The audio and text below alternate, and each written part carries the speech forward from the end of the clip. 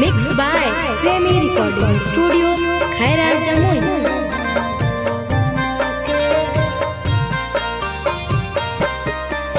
आगे भगवान भरोसे बैठल हलियो बेरनिया भागियो नहीं दिलक हमर साथ।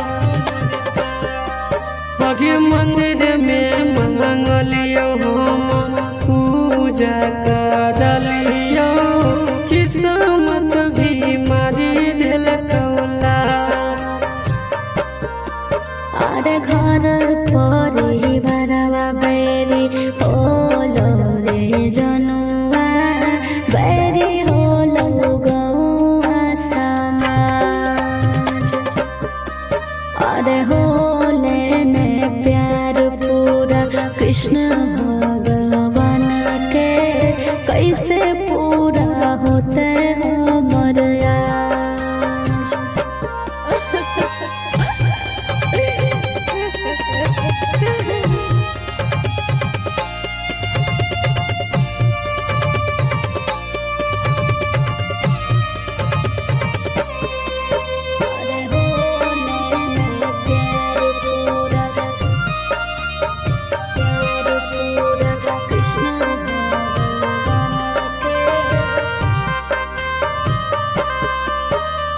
समझो नहीं आवे समय के खेला प्यार पास आके दूर हो जाएंगे।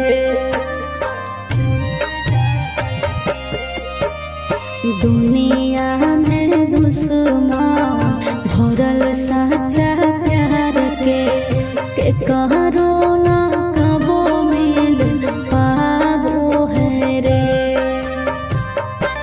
प्यार पहाड़ लागल रे छोट गहरा लागल रे।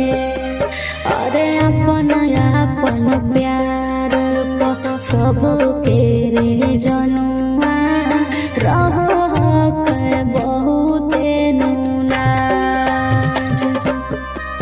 अरे होले ने प्यार पूरा कृष्ण भगवान के कैसे पूरा होते हमर आज।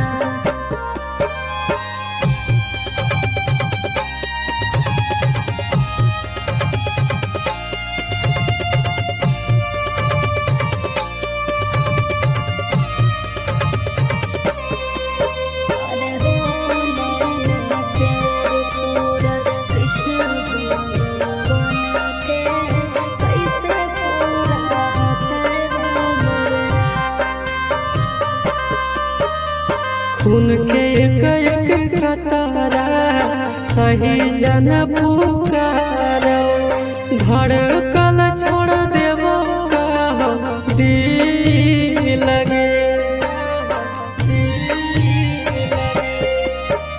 सनोज गंगाधर जीवन भर रहबो कुमार